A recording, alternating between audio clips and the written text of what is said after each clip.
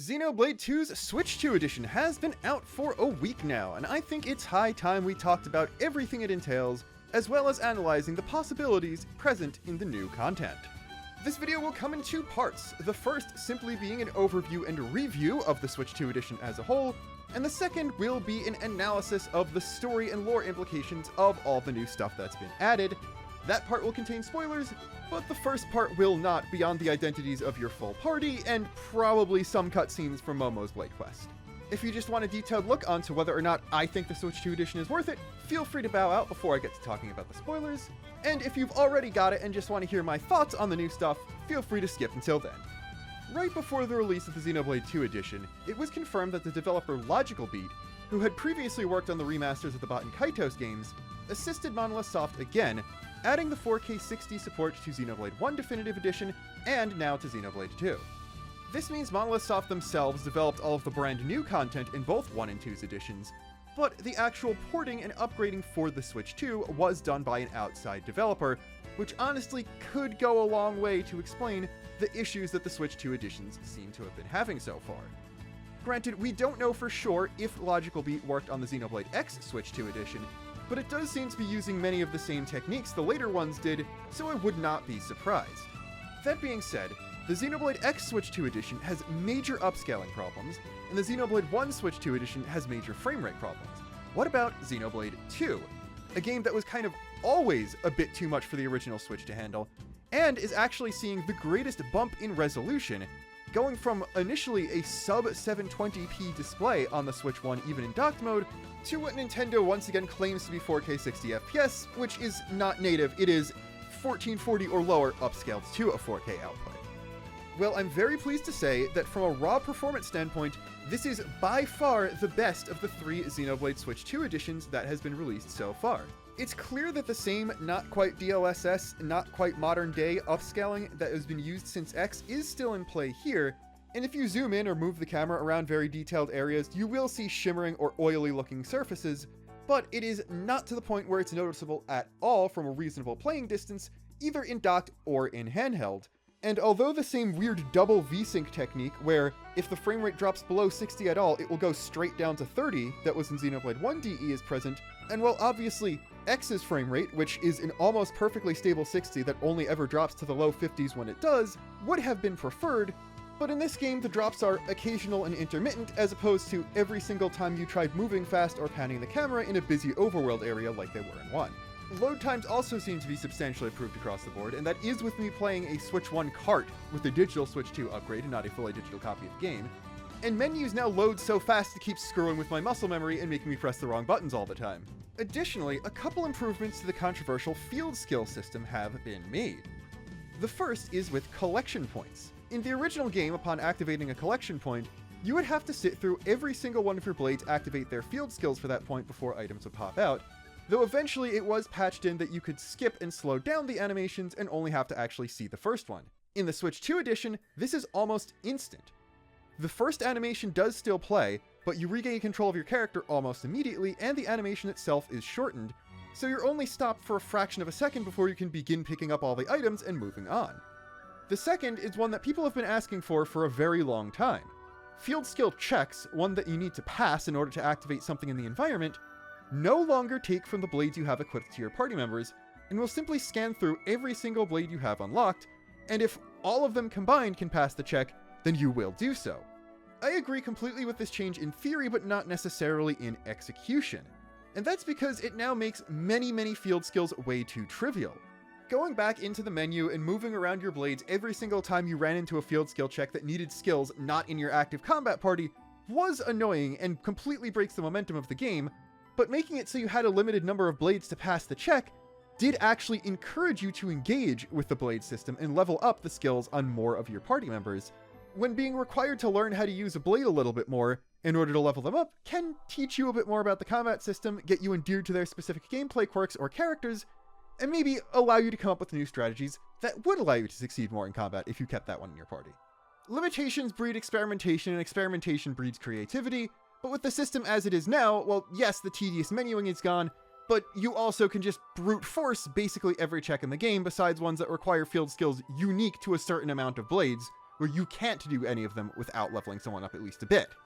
I would have strongly preferred if each field skill check simply looked at all the blades you're required to have equipped at that point in the story, looked at the amount of free blade slots each driver had, and then ran the check by an automatically selected optimal loadout of blades with those slot restrictions, so it would be as if you had changed your party to the best possible one you could make for the check, without you actually having to do it, as opposed to just full stop removing almost all restrictions whatsoever. There are also rumors, and I'm going to say rumors with a very large asterisk, because no one has remotely tried to take down actual data for this and everyone's just talking anecdotally, that the pull rate for rare blades has also been improved. Something people are assuming just based on the fact that a lot of people were posting about having gotten Cosmos in a few days after the patch came out, when in reality either all rare blades had a blanket pull rate increase, or people are starting new games on the Switch 2 version, people who have already bought the DLC so they can immediately claim a whole bunch of rare and legendary core crystals as soon as they unlock the ability to resonate, and just start pulling through all of them at once, which guarantees you're going to get at least a few rare blades based on the pity system. And while Cosmos is still the rarest pull of all, the odds of a few people unexpectedly seeing her the first chance they get, rather than having to actively grind core crystals, makes it seem like she's way more common than she is. The other major addition is the Merc Assault mode, a new action-based combat system that you can use in the place of the regular time-based Merc missions, which are something that only happens in the background while you're doing other things in the game or simply leaving it on. This is a good thing overall, but it does have quite a few caveats. The first is that it only works for some Merc missions, namely all of the repeatable ones and not any of the specific ones that are required for side quests or blade quests for the most part. So no, you're not going to be able to use action combat to grind out the Ursula stuff quicker. And you're only able to use rare blades in them, largely because every single blade gets their own unique moveset. Though this moveset only does consist of a 3-hit combo, a roll art which only does something based on the roll, and a special art which in practice is that blade using their level 1 special. Combat is extremely simple. All you have is that combo, the roll art, and the special art, which are only charged up by attacking more, a shield button, and the ability to swap between any of the 6 blades on your team at will. This is not a Xenoblade 3 situation where swapping between characters is a micromanagement thing. Blades will just straight up not use their special art unless you're the one controlling them, and gameplay more or less boils down to spamming your roll arts until you get special arts, spamming your special arts until you get fever time, which is your powered up state replacing chain attacks, and then spamming specials even more until the enemy is dead. Stat scaling also seems to be kind of weird in the mode. Like, the actual difficulty your save file is set to doesn't affect this at all, but you do actually need to at least keep up with core chips on your blades, as their attack power in that mode is dependent on their raw attack stat in the main game. The mode is really just there to complete Merc missions faster than you would normally be able to just by waiting, in the chance you don't have regular common blades or rare blades with the right skills to speed them up fast enough. And beyond that is just a button-mashy time waster way to just kinda spend some extra time in the game, or level up your rare blades affinity charts by doing something other than sitting around doing other things in the game. I guess it's good to do if you want to actually play the game while you're leveling up charts, but don't want to do anything that could potentially get your character's EXP and over-level you while you're waiting for a blade you want to start using to catch up. But beyond that, there really isn't a lot of merit to it. And I'm honestly concerned by the amount of people who are excited by the possibility that this is a gameplay prototype for Xenoblade Genesis, and not just a cool one-off thing. Pressvalgan XDE, Aetherjets, and 1DE, absolutely believe those are prototypes for things in the future, but I don't even want them to do full action combat at all in future Xenoblade games. And if it's this simple, then I'm going to end up viewing it as the biggest fall-off in quality and gameplay between 2 entries of a series of all time. I can't really call it bad when it is just a completely optional side mode, but also this is the most substantial new piece of thing in this $10 Switch 2 upgrade, and 1DE's Napan Grand Prix is much more fun to me. Probably the smallest feature that the most people are excited about is the new costumes for both Pyra and Mithra available in the update. These can be unlocked immediately if you scan the amiibo of those characters, or through completing the tutorial for Merc Assault. Oh yeah, speaking of tutorials, you can actually review the Merc Assault tutorials through the pause menu at any time. That's amazing. That's something the base game of Xenoblade 2 never did, which is one of the main criticisms people have of it, tutorials being obtuse and non-reviewable. They did not patch in the ability to review main game tutorials whatsoever, so this is only for the new mode. Awesome!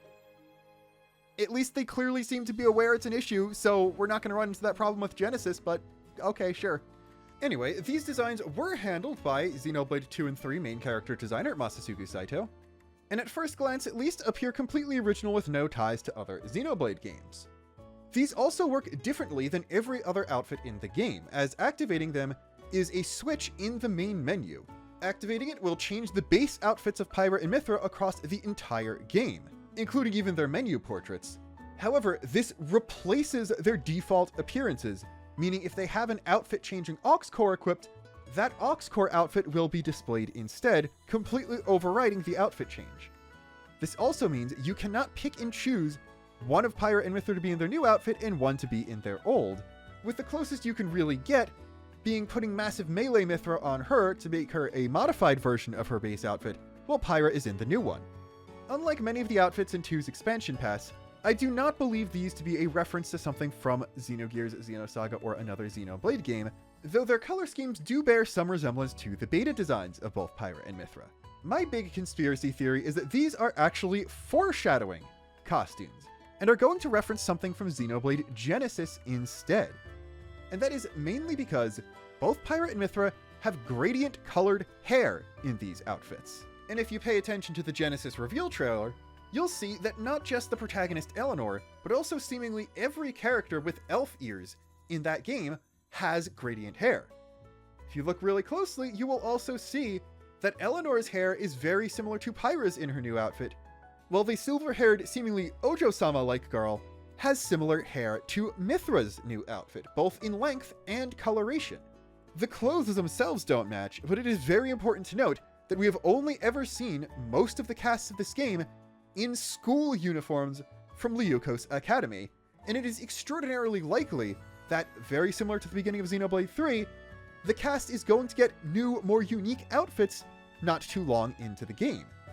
This is basically already confirmed by this shot of a dragon showing this elf boy seen in a school uniform in many school-related scenes in a completely different, more colorful and unique looking outfit, so I would not be surprised at all if, at the very least, the color schemes of Pyra and Mithra's new clothes are referencing the true outfits of Eleanor and the other girl. Also, they're totally going to use these outfits to make a second print run of the Pyra and Mithra figures, aren't they? Monolith knows what makes them money. Let's not even play around here. The little feature more people need to be talking about is the fact that the Switch 2 edition adds the Xenoblade 3 and Beyond screenshot feature, where you can press the L and R buttons at the same time and it will take a screenshot without the UI. So not only does Xenoblade 2 look better than it ever has before, but its massive, clunky, chunky UI that largely was that big so you could see it on the Switch 1 screen in low resolution can be gotten out of the way if you want to take pictures of all the nice new scenery. Or Finch. I just did it with Finch because, of course, that is daughter right there. The smallest new feature is definitely the ability to scan amiibos once a day, and each of them will drop important items. You can get like WP scrolls and even core crystals from it, so it is absolutely worth it if you have amiibo. However, this is one of the few weird bugs that were introduced in the Switch 2 edition. When scanning an amiibo, if you obtain WP from that and accept it, it will, if you're on New Game Plus and have expanded your character's accessory slots, delete one of the additional slots, requiring you to do New Game Plus again to regain it. This bug, as well as an additional one that's been noted by a lot of people where audio levels are way off and can only be partially fixed by changing around the balancing of different audio sliders in the menu, has already been officially noticed by Nintendo, and it is confirmed that patches are being worked on. However, the third major bug people saw, where pouch items on Momo's driver do not properly apply to both of her alternate forms, has not been addressed, though it is also an issue. It's good that after less than a week, they've already confirmed fixes for some of the bugs are in play. However, they haven't mentioned anything about changing not even just the performance issues in 1 and X, but the many bugs added in 1DE Switch 2 as well, including things like character dialogue not playing properly after battle, either being desynced, playing the wrong messages at the wrong time, or even just straight up having the wrong character speak. Glad they're patching things, and I'm going to assume the Xenoblade 3 Switch 2 edition having a lot more time in between it than all of the previous three is going to mean it won't have this many issues at launch at all, but also they really need to go back and fix 1 and 2 as well, because the issues in those games are going to be noticeable for any player on any playthrough, and are arguably more egregious than the ones 2 had. and none of those have been fixed in several months. Overall though, 2 clearly got the best Switch 2 edition of the 3 so far, and I can absolutely recommend this to either someone starting their game for the first time, or a returning player who wants to give it another go in better looking form.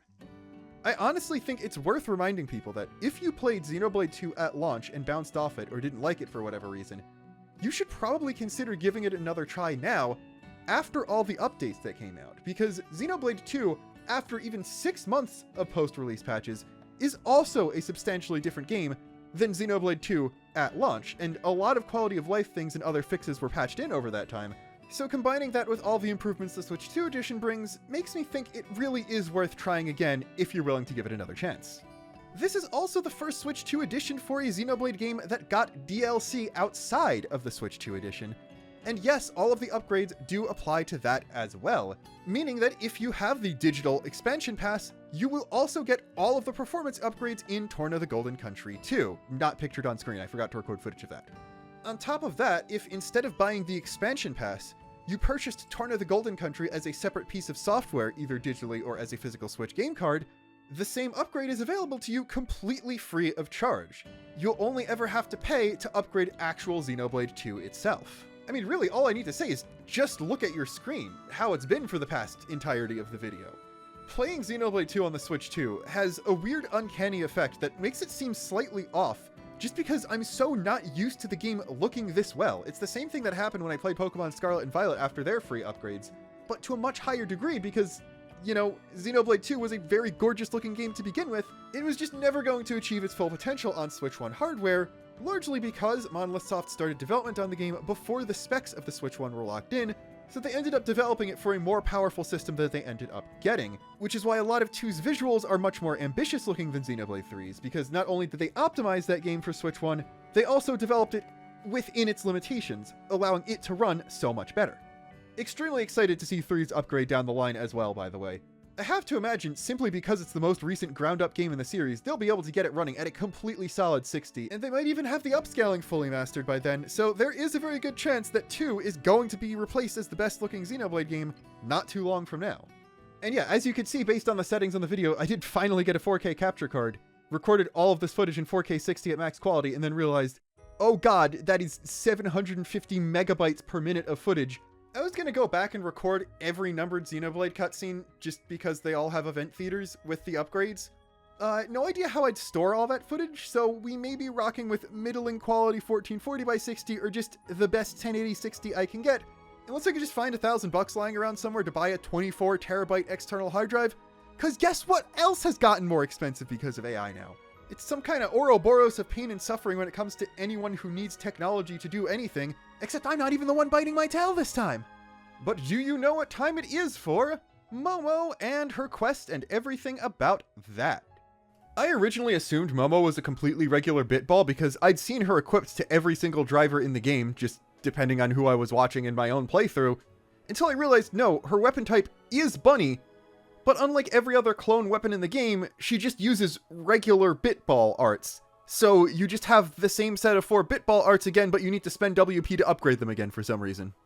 Kind of unfortunate that she isn't a particularly powerful one, being the only rare blade with Orb Master and having that on 2 different elemental forms that switch exactly like Pyra and Mithra is cool, but other than that, she's not going to be the greatest outside a casual playthrough, which is kind of unfortunate, especially since you can get cross-set at the exact same time, since Momo is just obtainable directly from Tora's house, I think immediately after you get him as a party member, since only Rex is in the cutscene where you get her core crystal. But then again, I'm viewing this from the perspective of someone who bought the DLC when it first came out in 2018, not someone who's playing the game for the first time on Switch 2 now, and I'm sure a lot of those people aren't going to just drop the full $100 on the game from the beginning and won't pick up the DLC until they're at least partway through it to see if they like it. I think Momo is a fairly interesting case character-wise, as she's not presented in quite the same way as Cosmos and Telos were, where they are very clearly just supposed to be regular blades. There's a pseudo-non-canon story about how they came to be and their history of their previous drivers and stuff, but they still carry with them a lot of Xenosaga references, and there is implications that some version of Vector Industries was involved in their creation overall. Cosmos does apparently contain an additional piece of information in the part of her memory that persists in between each awakening that includes info on how the first low orbit station was built. So, oh, there's another Xenosaga connection. Maybe Vector was involved in the construction of that. But beyond that, her and Telos are there as fan service for Xenosaga, but they exist as completely independent entities from the Xenosaga characters that they got their names and designs from, that also act very similar to them. Momo, on the other hand, somewhat acts the way the Momo in Xenosaga does, except her characterization is a bit different. The whole alternate form thing with a completely different personality has nothing to do with how she exists in Xenosaga, and there isn't really anything like that in the Saga series at all. But then also she apparently has the real memories of the real Momo from the Xenosaga games. So I'm not quite sure what to make of that, especially because, and this is going to be the main thing I'm discussing, her side quest is Xenosaga fan service, in a very similar way to how Cosmos' quest was especially, but that doesn't really feel like it's the main point of all of Momo's stuff. They're using Momo and Xenosaga fan service to explain things about the universe of Xenoblade, and weirdly, I think the more significant thing in Momo's quest is all of the foreshadowing for Xenoblade 3. This is first seen in her Awakening cutscene. She describes herself as drawn from the imaginary into the real and an observer of two realms. This is a reference to something I've mentioned a whole bunch of times, and if you've seen a lot of my videos explaining things from Xenoblade 3 and XDE, much of what I'm about to say is going to be completely redundant because Momo exists more or less to confirm that the real and imaginary number domains are concretely a thing in the Blade games as well, and that is a pretty big deal. I'm not saying that there's no point in going out of the way to explain this kind of thing, it's just that I've mentioned this kind of thing so much that explicit confirmation it is that way doesn't leave me with a whole bunch to talk about, but I will go over Momo as a character from Xenosaga a little bit to provide a little bit more context for why she is the way she is here, and why I'm a little bit confused about her portrayal. By the present day of the Xenosaga games, androids like Cosmos are considered outdated technology, and the kind of artificially created human entity primarily in use is instead something called realians, which are biomechanical beings that are mostly organic, though they do have artificial personality layers and stuff implanted in them, and you can make like different copies. A lot of them are just clones of the same template and stuff like that. Though crucially, they are usually sentient, and them not having the same rights as humans is a fairly big deal in the background of the series, and one of Xenosaga's protagonist Shion's establishing character moments is her doing maintenance on some realians and being shown to treat them much more like equals than basically every other human around. Momo is one of those realians. In the backstory of the series, there is a scientist named Joachim Mizrahi who is blamed for a massive incident involving the Zohar that destroyed an entire planet. It's eventually revealed that he had a daughter at one point, eventually separating from his wife who did survive that incident and is an important political figure in the present day of the series, and that daughter, Sakura Mizrahi, eventually died from an illness, and due to the whole collective unconscious thing in play in the Xenosaga series, Mizrahi attempted to create a Realian body and revive her consciousness through that. However, the new consciousness created is a completely separate entity entirely, though he does consider this new being, Momo, to be his second daughter. She's then sealed away and eventually recovered later on, and a lot of her character involves her trying to connect with the woman she views as her mother, and reconciling her fond memories of Joachim with the way society views him much later on after the incident he caused. Momo is not the only Realian based on Sakura appearance-wise, however. She is the prototype 100 series Realian, so she herself is one of a kind, but mass-produced 100 series also show up throughout the game, and 99 series, also called Kirschwassers, were also based on Sakura's appearance. I say all this because, personality-wise, Momo in Xenoblade 2 is the same as Momo from Xenosaga, however, her manner of speech and the way she presents herself is very different. Xenosaga Momo just acts like a normal 12-year-old girl. She has some angst about being a Realian and wondering if she truly is her own person or just a replacement or fake version of Sakura, but she doesn't act robotic or artificial in any way, same as a whole bunch of Realian characters throughout the series. Blade Momo's dialogue, however, acts almost similarly to Cosmos, and Blade Cosmos is a fairly accurate representation of how Cosmos acts in Xenosaga most of the time, but not for Momo. It kind of almost feels like this version of Momo isn't the real character, and is instead a Blade version of a Kirschwasser or generic 100 series with Saga Momo's appearance and memories implanted into it, so it acts like her, but has different speech patterns and stuff.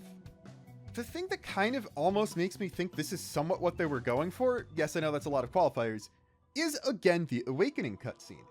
When she says an observer of two realms superimpose, that is just a very poetic way of saying what she actually does. The 100 series Realians are referred to as observational units, and are good at observing and delving into the imaginary number domain, as well as just generally interfacing with survey and observational equipment in the real number domain, and they are capable of using the Hilbert effect to a lesser degree as Cosmos, which is the ability Cosmos uses to draw Gnosis, imaginary number domain based enemies in the Xenosaga series, into the real. So that all makes sense, but she also says she is drawn from the imaginary and born into the real, which that has nothing to do with anything Momo related at all in Saga. Yes, consciousness exists in the imaginary number domain, but she wasn't created by finding the actual Sakura's consciousness. It is explicitly stated that it couldn't be found, which is why Momo has a completely unique personality. And yes, it is, Momo acts like a real girl, but she is different from Sakura personality-wise. You do see enough flashbacks of Sakura to confirm that. But I don't quite know what that means, and a reasonable way to explain that is the consciousness of actual Saga Momo was realized through a core crystal somehow, which could have fascinating implications for every other Rare Blade that isn't a reference to another game, if they're all just versions of people from another universe drawn by someone resonating with the collective unconscious. I'm not sure if that's what was being implied here, but I don't know. I can't really think of another reasonable explanation for why Momo is the way she is here, which is funny because none of this is ever actually addressed. By the way, her weapon is inspired by Bunny, an in-universe mascot in the Xenosaga series for the imaginary number domain associated universal internet thing called the UMN, or Unus Mundus Network. It says U-kun on it because that is the name of Bunny in Japanese. U-kun, U from UMN, kun, cause thing. And imaginary Momo has a freaky evil version of Bunny because it's a reference to this one single gag where you're in the imaginary domain reconstruction of the past in Saga 1, a big bunny shows up, but if you turn around, it has this face on it. That is the entire explanation for that. Also, kind of a fan about how Momo has a transformation, and her entire playstyle in Saga 1 is being a magical girl and having multiple different magical girl transformations. Plus, a cat girl Cosmos joke made in a non-canon Xenosaga thing has kind of sort of flanderized her to be associated with cats and sometimes having a cat mode in later crossover appearances. So I like the idea that Momo becomes a bunny magical girl now. Not quite sure about the outfit. I'm not sure why they didn't just, like, take one of her existing magical girl outfits, but Choco's gonna Choco, I guess? I don't know. I am personally not too bothered by this outfit, purely because when I first saw it, my brain interpreted it as a bodysuit with clothing over it, and not her skin completely changing into the translucent stuff that's a reference to Cosmos' Xenosaga 2 design, with an uncomfortably skimpy outfit for a 12-year-old on it. If this makes you uncomfortable, I completely understand. That's just not how I interpreted it at first. Although I will say, I've seen a lot of people saying, oh, I wish Kunihiko Tanaka came back and designed this Momo, like he did a lot of the other crossover characters, and we got the original Xeno artist back. Yeah, that would be cool. I absolutely like Tanaka's art style for characters more than Choco's. Saying that this wouldn't have happened if Tanaka was involved is just kind of cope, though. He is the one who designed the original Xenosaga 1 Momo, the one with a short skirt that they gave a huge amount of uncomfortable panty shots through, even in serious scenes throughout the entire game. That is not on her real mode design, actually. They changed it to shorts. So, yeah, I can't really see that artist having done anything less bad than this one, unfortunately. In addition to being a reference to Bunny the bunny ears are also a reference to Momo's mech that she gets in Xenosaga 2, which also has kind of bunny ears and magical girl inspired design as well. Also, Sakura Mizrahi was a big fan of Bunny, and like you'll see her bedroom in some flashbacks and she'll have a big plushie of it there. Also funny because Shion in the present day, as like a 20-something-year-old, is also a very big fan of Bunny, so I wonder if that's another reason why Momo is so endeared to her, now that I'm thinking about it. That's kind of cute. Anyway, similar to how Cosmos' Blade Quest is one big long analog to her relationship with Shion, Momo's is an extended analog to her relationship with Joachim, though with a bit of an interesting twist where, in this case, the version of Sakura didn't actually die young and we get to see her as an adult. Which is neat because obviously Xenosaga doesn't last long enough to see Momo grow up, and yet she is physically capable of her Realian body maturing, she does look a little bit older in episode 3 than 1 and 2, even accounting for art style. So it's kind of neat because we are told that Rose looked like Momo when she was young, but we get to see her as an adult, so maybe that's what adult Momo would look like in the Xenoblade 2 art style, and I think that's kind of neat to think about. But I'm getting way ahead of myself. Let's start with the first cutscene. Or rather, the first voiced cutscene, because I have literally nothing to say about Momo observing that you're about to get jumped by bandits and then beating the bandits, especially because I was level 99 when I took that on. Leveled myself down for the rest of the quest, but even then, I had a bunch of maxed out blades, also Momo was there. Can't really say I had to try much. First cool thing about all this, though, has nothing to do with Momo really at all, and that is that a whole bunch of voice actors are back in both English and Japanese.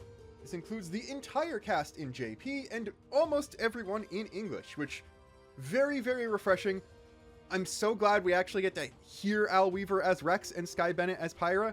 I wasn't really expecting to hear either of them again after Weaver just straight up being recast in Future Deemed and everything Bennett had to go through with the fandom, so extremely happy that they're all back. Funnily enough, them and Katrin Mayhew as Nia are the most similar sounding to their original performances, simply because they've played the characters more recently than everyone else. With everyone else returning, it just sounds like them, but older. It's the same way Melia sounds older in Future Connected. It's not a big deal. It's still them playing the characters, and that's awesome. This also suggests Sky Bennett not returning in Future Deemed was an overall casting decision, and not explicitly her not wanting to come back. And that is because in Japanese, all 3 next-generation female characters, so Panacea, Linka, and Glimmer, have the same VA their mother did in their original game, but that's not true for any of them in English, though all 3 performances are sounding at least similar to the dub performance from those games. So I'm guessing that choice was just a conscious decision from the start of casting. Of the 3 recasts, the first is Dromark, whose original English VA, William Roberts, passed away in January of 2025, so he has been recast with Sam Douglas. Zeke has been recast for some unknown reason, though it might be pretty obvious if you pay attention to what his original VA has been doing since Xenoblade 2, with Felix Mathor. And the English battle narrator has also actually been recast. In the original game, he was played by Stanley Townsend, who you might also know from playing Triton in Xenoblade 3. Unsure why this recast was done, but either way, the new battle narrator only shows up in Merc Assault, and in this case is played by Rich Keeble, who also plays Lazarus, the primary character in Momo's Blade Quest. If you recognize his voice, it's not from another Xenoblade game, he's Minoko from Expedition 33. I definitely recognize the voice, I just couldn't completely place it because both Lazarus and the battle narrator are different voices than Minoko. But yeah, kind of funny. First Expedition 33 VA to show up in a Xenoblade game isn't like Ben Starr as some random bit part in Xenoblade Genesis, which you know he would be down for. Also very funny to have the guy who played the mascot character in a different JRPG as not a Nopon. But maybe Ben Starr will be a Nopon next time, you never know. While the recasts for Dromark and Zeke are definitely noticeable, the new actors at least are attempting to mimic the original voices and do get pretty close, which I would honestly greatly prefer to whatever direction fandom was given in Xenoblade X Definitive Edition. And it's really a case of it only being that distracting because this quest is interspersed between the original cutscenes and battle dialogue using the original VAs. So, like, if these characters show up again and they're played by these actors from the beginning in a new entry in the series, completely fine with that. Like, the only new piece of battle dialogue recorded by either of them is just Zeke calling out Momo's name, and that is actually completely indistinguishable. In Japanese, Lazarus is not voiced by Joachim Mizrahi, as you might expect given who he clearly is a stand-in for, but in fact by the same voice actor who played Ziggy in the Xenosaga games. Ziggy is one of the main party members and is basically Momo's actual surrogate father in the present day, in terms of being the first person to rescue her from captivity, and them piloting a mech together, and him just generally taking care of her. And he also pretty clearly views her as a surrogate child based on his own backstory. It's a very cute relationship they have. But it looks like, again, the intention was to combine both of Momo's father figures into one character for this quest, referencing her character arc from Xenosaga.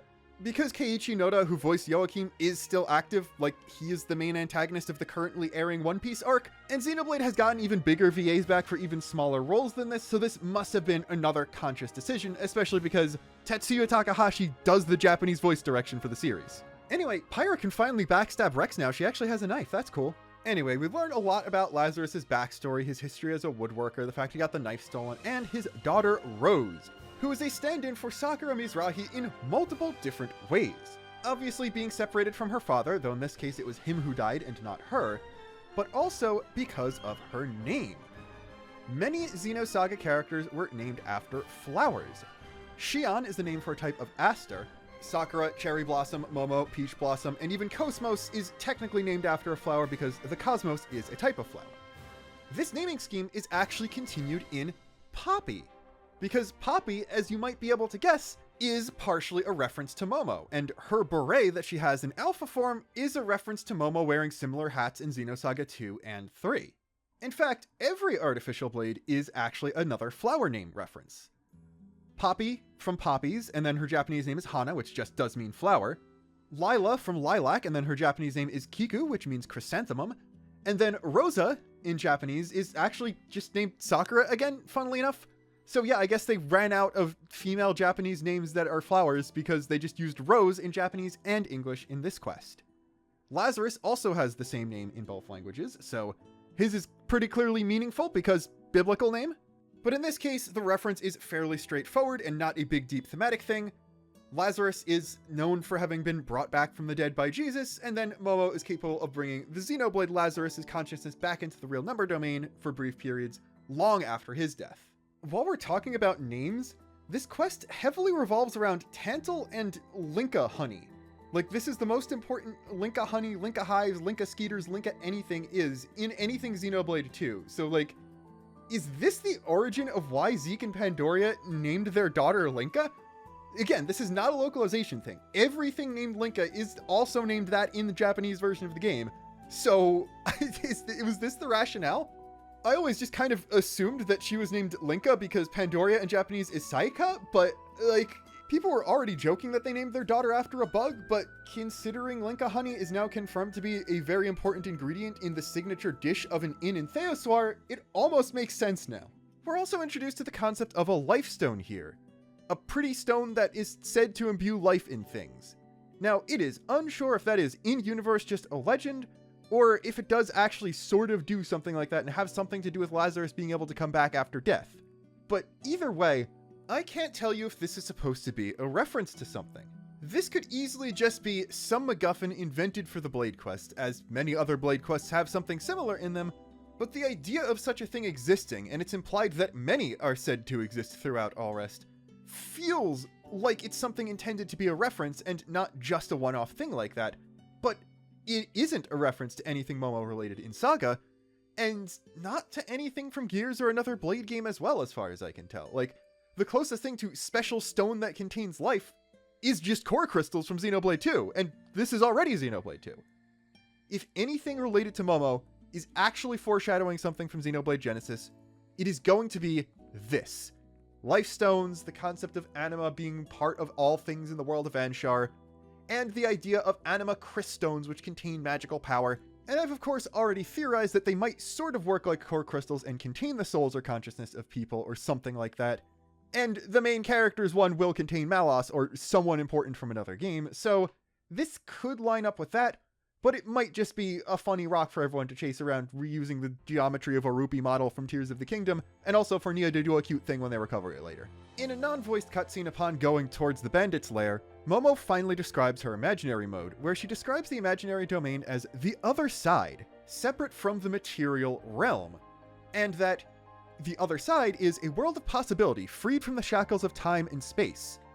And that beyond willing it, she can't control what happens, she simply activates the power and has no choice over which of these many possibilities actually becomes real.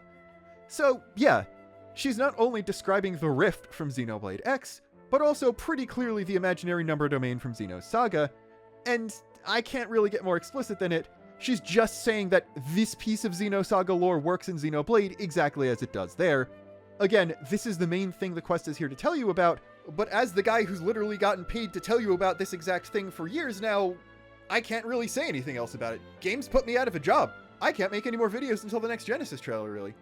Also, the bandit gang being called the Brothers of Steel, was that supposed to be a Fallout reference? Or what? I don't know. It's really funny either way. I'd also like to bring a little attention to the fact that despite the advancements in the production value overall of Xenoblade games since 2, Momo's Blade Quest is still structured like any other Blade Quest from that game, where there are a lot of non-voice scenes, even ones that have important parts of the storyline in them, and only a few actually voiced and animated ones. That being said, There is more total runtime of properly animated and voice acted scenes in this quest than almost every other one in the game, and especially this one, after defeating the bandits and getting the stone back, is animated to a much, much higher standard than basically every non-story scene in Xenoblade 2 is at all. Like, we're just straight up looking at the detail and quality of animation you'd see in a Hero Quest in 3, and this is in 2, so I can't wait to see what they pull off with the new hero in 3 after this. After getting the Life Stone back, Lazarus mysteriously shows up again, and here's where you might start to get suspicious about who he truly is. And then we see that he finishes his wooden doll. And it's interesting that making him a woodworker is basically just making him a version of Joachim who isn't a mad scientist at all and just has a more humble little profession, but he still cares about his daughter in the same way. And it's clear that this doll is also supposed to be a second representation of her, and inputting a pink crystal into its chest is symbolic of Joachim making Momo after Sakura died, especially because Xenoblade 2 Momo has a pink core crystal. We then get the scene of the doll being named, and here is the last real Xenosaga / Xenoblade 3 thing. That is because it's number 777 and then given the name Lucky. It's pretty obvious what from 3 that's referencing, but the triple number being the same is actually a reference to a Xenosaga character I haven't mentioned yet, really, and that is Junior. He, like Momo, is a powerful older character with the appearance and personality of a child, but not for the same reasons as Momo. While Momo is a Realian who just, I think, was on ice for a bit and then never had the ability to physically grow installed in her for a while until after the series started, Junior is a genetically engineered human, so fully human, but given powers through stuff like that, who is stuck at the same physical age, has been for a pretty long time, and literally even poses as the son of his own genetically identical brother who was born at the same time, but was able to keep aging. Junior is what's known as a URTV, and what that is doesn't really matter, but they're basically half clones of a guy you might have heard of before named Dmitry Yuriev, who were given these powers for a specific thing related to Yuriev's own plans, and Junior is one of the final models, the most successful ones, the ones given all the power to actually execute things, while the previous ones were more mass-produced or prototype units.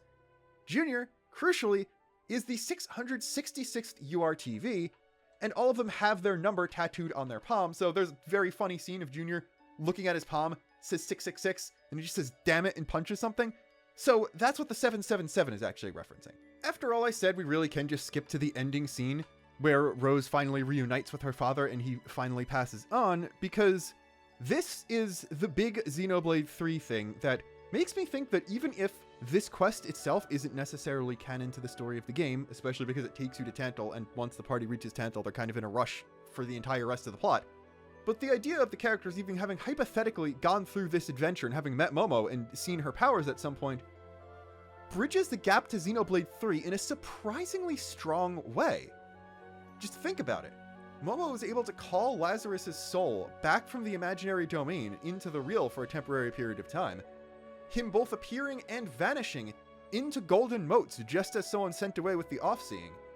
And it's somewhat implied that his regrets over not being able to be there for his daughter were what allowed him to remain past the time when someone normally would have passed on. We see shades of this in Lau theoretically being able to return to Mira if he'd gone with Al and the Ares, but choosing to move on to be with his family. Lazarus sort of doing the opposite, staying on the beach for so long. And this ties into the explanation of it being N and M's regrets that gave life to the final incarnations of Noah and Mia within Ionios. On top of that, when Lazarus does his thing, the life zone itself glows. And well, yeah, it's obviously just symbolic of the lucky doll and Rose and their life and her future and all that.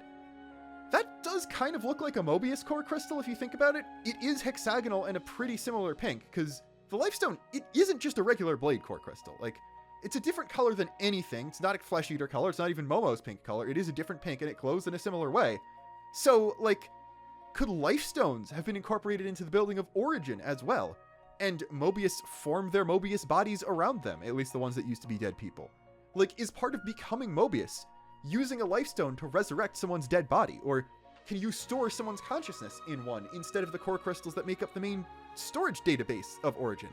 Something like that could also lead into Mobius.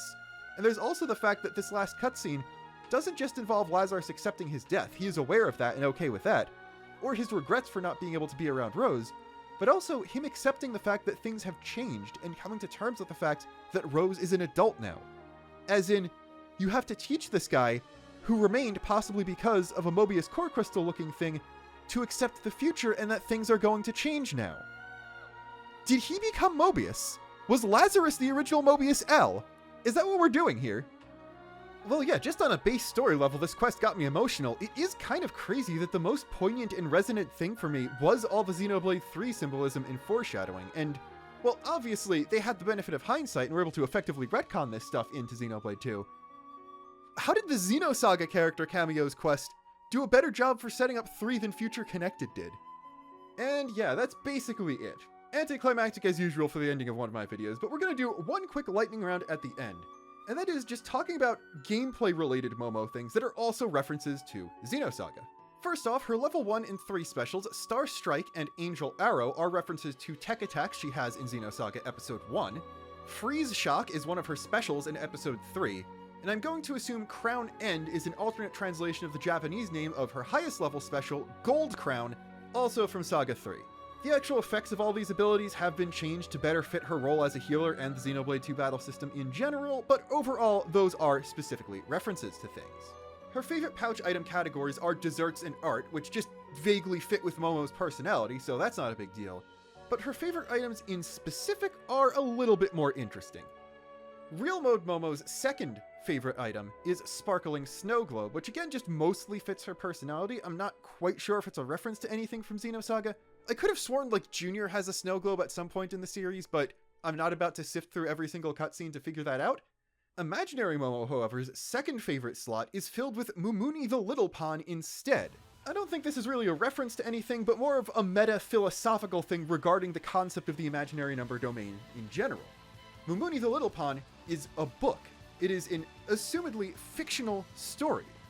But stories exist in human consciousness. So in a world where the collective unconscious canonically exists, fictional stories must exist there as well. So there's like some kind of connection to that, to Momo's love of Bunny in Xenoblade 2, and to just the idea that imaginary Momo exists and is closer tied to the imaginary domain. Like, if this version of Momo isn't the real Momo, but pulling memories of her from the imaginary domain and somehow exists in there, is this Momo also a fictional story or something like that? I don't know. There is something in there that you could probably also bring up a whole other level to suggest that the Xeno series itself would exist in the quote-unquote imaginary number domain of the real world, but I think we should move on. Most importantly, though, her other favorite item in both forms is Master's Curry, which is known as Chief's Curry in Japanese, and is a reference to that one scene where Shion makes curry for the Xenosaga 1 party, which is very cute. Her quotes for level 2 and 4 key affinity talk about whether or not her heart is an optional function, which once again was never really a conflict for the actual Xenosaga Momo at all.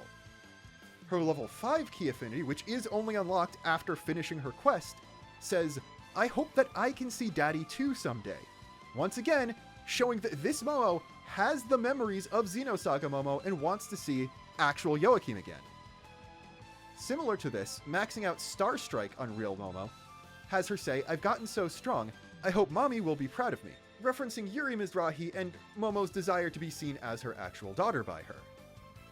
Maxing out Angel Arrow has her say, "Nothing within the real number domain can escape from me," and yeah, they are admittedly a little coy with all the Momo stuff when it comes to directly referencing terminology from Xenosaga when they don't absolutely have to, which this is fair, that's similar, they did this stuff with Cosmos and Telos as well, but here, we can directly see the term real number domain being used in the context of Xenoblade 2's world, so she is literally talking about the Xenosaga real and imaginary domains when she's talking about the other sides in both realms overlapping and stuff like that.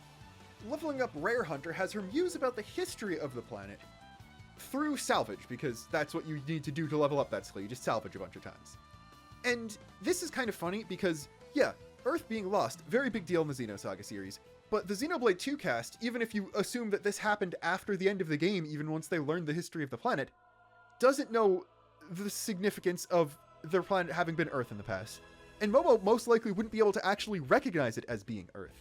She'd probably know she's in a different universe, but wouldn't be like, "What? How did I get to Lost Jerusalem?" She'd be like, "Wow, this is a planet I've never heard about in the Galactic Federation. That's kind of crazy. I didn't know there was technology like this on uncharted places." So she talks about the interesting history of the planet, being unsure about what certain things were used for, and then at level 4, she says, "This technology, I wonder if they had a functioning network, referring to the UMN, and musing if the civilization on Klaus's Earth had something similar to it. Which, you know, if my conspiracy theories about Klaus's Earth being Saga's Earth are true, then yes, they absolutely did. That is a canon fact. And either way, there's so much Earth history that is the same between Saga and Number Xenoblade. I wouldn't be surprised if something similar like that was true regardless of whether or not Saga is directly canon to it, because Conduit and Zohar are similar things, and experiments were done on both in similar ways. Upon maxing out Heart Recharge, Momo will say, "Mystic powers, grant me a miracle," which I'm so happy to see here for several reasons. Firstly, a lot of the Xenosaga references and fan service in Cosmos-related stuff, and just in general referencing things back as far as Xenoblade 1, has been historically mistranslated throughout the series. Things got a lot better when it came to Xenoblade 3, and especially similarities in Future Redeemed, but even then they spelled Dmitry Yuryev's first name wrong. So, I was expecting her to reference something like this in her battle dialogue, and it to just be completely lost in English because it was mistranslated. Especially because Cosmos' iconic post-battle dialogue was translated in a completely different way than it was in Xenosaga and Xenoblade 2, but it's in text here, it's translated exactly correctly, couldn't be happier. Light Mastery Level 2 has her say, "I'll take care of healing, it's my area of expertise." Which is factually true in terms of Xenoblade 2, and in terms of most of the abilities she gets access to in at least Xenosaga 1, which again, this version of her is based on. But in general, she is an observational unit. She's supposed to be more of an auxiliary thing. She's not in-universe in Xenosaga supposed to be a healer. And even then, in gameplay, she just straight up becomes Hydrogen Baby in Episode 2 and is your best damage dealer. And also, upon reaching Level 4, or Level 2 Light Mastery, she says, "I feel more like a combat model these days." Again, referencing the fact that she is not supposed to be a combat Realian. Maxing out her unique skill, 100 Series Observation, which is done specifically by using her favorite staple foods item, aka the Master's Curry, she says, "Thank you, maybe I should share some with Cosmos," which is, again, a reference to that exact same scene. Although, unfortunately, Cosmos and Momo's post-battle dialogue still has her call her Cosmos, because we still can't have nice things and correct Xenosaga references here. And yes, once again, this dialogue does reference Momo having memories of Xenosaga even when Cosmos does not. Moving on to Imaginary Mode, Level 2 Key Affinity has her say, "I'm still Momo, you know, and Bunny's just Bunny. We're different, but still the same." Which, yeah, okay, Imaginary Momo does kind of just act like a more confident, more fishing for praise version of regular Momo, but there's still not really any precedent for it in Xenosaga itself, unless I'm really missing something. Level 5 Key Affinity has her say, "Everybody leaves us for the next world eventually, but don't be sad. Be good and you'll see him again someday." And this is a very important thematic thing in Xenosaga. I don't really want to go into this more, but it references a couple things. Getting Angel Arrow, parentheses, dark, to level 3 has her say, "Come hither, bolt of blackest night." Sorry, I got kinda carried away there. Which I don't think it's directly a reference to anything from Xenosaga, unless I'm very, very stupid. But it made me realize that I think Imaginary Momo is just supposed to be her Chuni side, which is way funnier than I'd initially given it credit for. On reaching level 4 of her 100 series system skill, she says, "You'd be better off hiding in the imaginary number domain, you know. Wouldn't hide you from me, but still." Again, another direct reference to the real and imaginary domain terms, which it makes sense the people in Universe and Xenoblade 2 wouldn't know, but this Momo, having some memories of Saga Momo, does make sense. Level 5, she says, "I don't actually see the enemy. I just resolved the stochastic matrices predicting their position. You follow?" Which, yes, is sort of a reference to how Momo's observational abilities work in Xenosaga. She's just techno-babbling it on purpose for a joke. Level 4 Rare Hunter has her say, "Go salvage me a frying pan, and make sure it's a cute one. Pyra's gonna teach me how to cook." Which is, first off, adorable. Second off, a reference to Xenosaga Freaks of all games, where she has a frying pan that she hits people with. And then third off, I love the idea of Pyra teaching her to cook, because it's pretty heavily implied, if not something that also happens in Freaks, I don't remember, that Shion teaches Momo how to cook in the Saga series as well. So she's actually just going around the multiverse collecting older sister figures who teach her how to cook like Infinity Stones, and that's adorable. Maxing out Rare Hunter has her say, "Ooh, is that your salvaging armor, Rex? I used to have something similar. At least I think I did?"